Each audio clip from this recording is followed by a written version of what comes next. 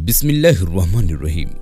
दोस्तों, इस वीडियो में हम आपको एक इमाम साहब का ऐसा दिलचस्प वाकया बताने वाले हैं जिसको सुनकर आप हैरान हो जाएंगे और आपका ईमान भी ताजा हो जाएगा। इसलिए दोस्तों, आप इस वीडियो को आखिर तक ज़रूर देखें और अगर आपको हमारी ये वीडियो अच्छी लगे तो मेहरबानी करके अपने दोस्तों अहबाबों में ज़्यादा से ज़्यादा शेयर कर दें। तो चलिए दोस्तों, इस वीडियो को हम शुरू करते हैं। दोस्तों, एक बार अफ्रीका के एक गांव में एक इमाम साहब को मुकर्रर किया गया। इमाम साहब एक बेहतरीन हाफिज होने के साथ साथ कुरान पाक की तिलावत भी बड़े शानदार तरीके से करते थे। वक्त के पाबंद और तकवे वाले थे, इसीलिए गांव के लोगों को इमाम साहब बहुत ज़्यादा पसंद आए और पूरे गांव वाले उनकी खूब इज्जत करने लगे। दोस्तों, इसी वजह से गांव का हर आदमी उस इमाम साहब की दावत करना अपने लिए इज्जत समझने लगा और बढ़ चढ़कर गांव वाले इमाम साहब की इज्जत व अफजाई करने की कोशिश करने लगे। इसी वजह से गांव में इमाम साहब के खाने की बारी लग गई। दोस्तों, उसके बाद कुछ दिनों के बाद रमज़ान का महीना शुरू हो गया और गांव के ही एक आदमी ने बड़े शौक से इमाम साहब की अपने घर में दावत करवाई। दस्तरख्वान को तरह तरह के पकवानों से सजाया गया। इमाम साहब खाने से फारिग होने के बाद खुश दिली से घर वालों को दुआएं देते हुए वहां से रुखसत हो गया। दोस्तों, जब इमाम साहब वहां से चले गए तो उसके बाद उस शख्स की बीबी उस दस्तरख्वान को समेटने के लिए आई तो उसे याद आया कि उसने दस्तरख्वान के पास कुछ पैसे रखे थे जो वो भूल गई थी। उसने जल्दी से अपने उन पैसों को ढूंढा तो वो पैसे वहां पर नहीं मिले। उसने इधर उधर ढूंढा मगर उसको वो पैसे कहीं पर भी नहीं मिले। उसके बाद जब उसका शौहर नमाज पढ़कर वापस घर आया तो उसकी बीबी ने सारा माजरा उसको सुनाया। शौहर ने भी उन पैसों के ताल्लुक से ला इल्म का इजहार किया, यानी कि शौहर ने भी यही कहा कि उसको नहीं मालूम कि वो पैसे कहाँ हैं। थोड़ी देर गौर व फिक्र करने के बाद उन्होंने सोचा कि आज इमाम साहब के अलावा हमारे घर में कोई भी नहीं आया और इस घर में हमारे सिवाय एक दूध पीती बच्ची है, इसीलिए हो ना हो उन पैसों को ज़रूर इमाम साहब नहीं उठाए हैं और वही उन पैसों को चुरा कर ले गया है। ये सोचकर उस शख्स को इमाम साहब पर बड़ा गुस्सा आया और अपनी बीवी से कहने लगा कि हमने तो इमाम साहब को इस मुबारक और बाबरकत महीने में इतनी अच्छी दावत दी मगर उस इमाम ने हमें बदले में ये सिला दिया है। मगर इन लोगों ने शर्म के मारे इमाम साहब को पैसों के बारे में पूछना मुनासिब नहीं समझा, मगर वो उस दिन के बाद से उस इमाम साहब से कतराने लगा। दोस्तों, इस घटना को पूरी एक साल बीत गया। फिर रमज़ान के महीने में उसी के घर में इमाम साहब की दावत की बारी आ गई। शौहर ने बीते रमज़ान के वाक़ये को सामने रखते हुए बीबी से मशवरा किया कि हम इस बार इमाम साहब की दावत नहीं करेंगे। मगर उसकी बीबी अच्छी थी और अपने शौहर से बोली कि हो सकता है इमाम साहब की उस दिन कोई परेशानी या मजबूरी रही होगी, इसीलिए उन्होंने वो पैसे उठा लिए हो। हमें उनको माफ़ कर देना चाहिए और इस बार भी उनकी दावत करनी चाहिए। दोस्तों, शौहर ने अपनी बीबी की बात मान ली और इमाम साहब को इस बार फिर से दावत दी गई। शाम के वक्त इमाम साहब आ गए और जब उन्होंने खाना खा लिए तो फिर उस शख्स ने इमाम साहब से कहा, क्या आपने कभी ये महसूस किया कि पिछले रमज़ान से मैं आपसे कतरा रहा हूँ? तो इमाम साहब ने कहा कि मुझे मालूम है। उसके बाद उस शख्स ने इमाम साहब से कहा कि इमाम साहब, मैं आपसे पूछना चाहता हूँ, आप उसका जवाब सही सही दे दीजिए। तो इमाम साहब ने कहा कि पूछिए।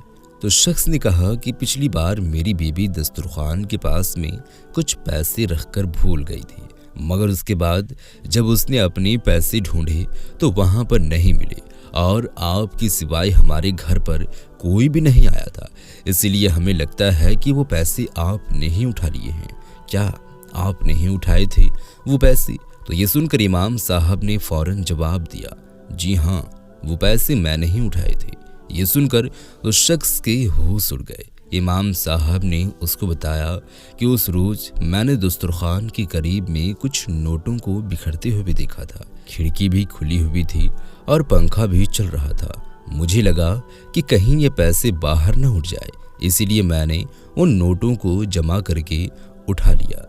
इतना कहकर वो इमाम साहब अपना सिर झुकाकर रोने लगे। ये देखकर मियाँ बीबी दोनों परेशान हो गए और पूछने लगे कि इमाम साहब क्या बात हुई, आप रो क्यों रहे हो? तो इमाम साहब ने कहा कि मैं इस बात पर नहीं रो रहा हूँ कि आप लोगों ने मुझ पर इल्ज़ाम लगाया है, आप लोगों ने मुझे बेइज्जत किया है, बल्कि मैं इस बात की वजह से रो रहा हूँ कि आज इस बात को पूरा 1 साल बीत चुका है और इस 1 साल में तुम्हारे घर में किसी ने भी कुरान पाक को नहीं पढ़ा है। अगर कोई एक बार भी सिर्फ कुरान पाक को देख भी लेता तो तुम्हें तुम्हारे वो पैसे मिल जाते। इतना सुनते ही वो शख्स दौड़ता हुआ घर में रखी हुई कुरान पाक के पास गया और जल्दी से उसको खोल कर देखा तो कुरान पाक में वो सारे के सारे पैसे मौजूद थे। ये देखकर वो शख्स बहुत शर्मिंदा हुआ और कुरान पाक को चूमने लगा और इमाम साहब से माफ़ी भी मांगने लगा और उसने इमाम साहब से कहा कि अब से वो हर रोज़ कुरान पाक की तिलावत करेगा। दोस्तों, एक और दिलचस्प वाक़या आपको सुनाने जा रहा हूँ, ज़रूर सुनिए। एक औरत हैं, वो बयान करती हैं कि उसका शौहर उसको छोड़कर बगैर बताए कहीं चला गया और फिर मैं उसकी राह तकती रह गई मगर वो वापस नहीं आया। जब मेरा शौहर मुझे छोड़कर गया तो मेरी गोद में छोटी सी बच्ची थी। जब मुझे मेरे शौहर की वापसी का यकीन ना रहा तो मैं अपने बूढ़े बाप के साथ रहने लगी। मेरा बाप भी इस तरह बूढ़ा हो चुका था कि अब वो मजदूरी करने और पैसे कमाने जैसा नहीं था। हमारे हालात आए दिन बिगड़ते जा रहे थे और नौबत फांकों तक आ पहुंची थी। एक दिन मेरी बच्ची को शदीद बुखार आ गया और फिर घर में भी खाने को कुछ नहीं था। दवाई के लिए पैसे तो दूर की बात थी। मैं सख्त परेशानी की हालत में बैठी रो रही थी। हमारी मदद करने वाला कोई भी नहीं था। अचानक मेरे दिलो दिमाग पर अल्लाह तबारक व तआला का ये इरशाद छा सा गया कि कौन है जो सुनता है जब वो उसको आवाज़ देता है और उसकी मुसीबत को दूर करता है, जो कि सूरह नमल की आयत है। अल्लाह की इस आयत ने मेरे अंदर अल्लाह रब्बुल इज़्ज़त की जात पर ऐसा भरोसा और तवक्कुल पैदा कर दिया कि मैं उठी और अपनी बेटी के माथे पर ठंडे पानी की पट्टी रखी। उसके बाद वजू किया और 2 रकात नमाज की नीयत बांधकर नफिल नमाज अदा की और दोबारा नमाज की नीयत बांधकर अल्लाह के हुजूर सजदा रेज़ हो गई। बच्ची की तकलीफ की वजह से नमाज भी मुख्तसर सी पढ़ी मगर दिल में अल्लाह की ज़ात पर अजीब सा तवक्कुल और भरोसा जाग उठा था। मैं इसी अमल को बार बार दोहरा रही थी। 2 रकात पढ़ती और दुआ करती और बच्ची की पट्टी चेंज कर दी। मैंने इस अमल को 4-5 मरतबा दोहराया होगा कि हमारे दरवाजे पर दस्तक हुई। मैं और मेरे वालिद साहब दोनों परेशान थे कि रात की इस पहल दरवाजे पर कौन हो सकता है। वालिद साहब ने पूछा कि कौन है, तो बाहर से आवाज़ आई, मैं डॉक्टर हूँ। उन्होंने दरवाज़ा खोला तो डॉक्टर ने अंदर आते ही पूछा, मरीज कहाँ है? हमने बच्ची की तरफ इशारा कर दिया। डॉक्टर ने बड़ी तसल्ली से मेरी बच्ची को चेक किया, फिर कागज़ की चिट्ठी पर कुछ लिखा और मुझे थमाते हुए बोला, लाइए मेरी फीस में चलता हूँ और ये दवाई लाकर बच्ची को इस्तेमाल कराएं। मैंने डॉक्टर से कहा कि हमारे पास तो फीस नहीं है। डॉक्टर को गुस्सा आ गया और गुस्से में डॉक्टर बोला कि अगर फीस नहीं थी तो इस वक्त मुझे फ़ोन करके क्यों बुलाया? मुफ्त में थोड़े ही चेकअप होता है। इस पर हमें हैरानी हुई कि डॉक्टर को फ़ोन किसने किया। अलबत्ता मैंने हिम्मत करके डॉक्टर को बताया कि हमने तो फ़ोन नहीं किया, बल्कि हमारे पास तो फ़ोन भी नहीं है, हमारे घर में खाने के लिए कुछ नहीं है, हम ये दवाई कैसे ला सकते हैं। इस पर डॉक्टर थोड़ा नॉर्मल हुआ और पूछने लगा, ये सैयद साहब का घर नहीं है? उस औरत ने बताया, जी नहीं, उनका घर आगे वाली गली के नुक्कड़ पर है। तो वो डॉक्टर साहब खामोशी से चला गया।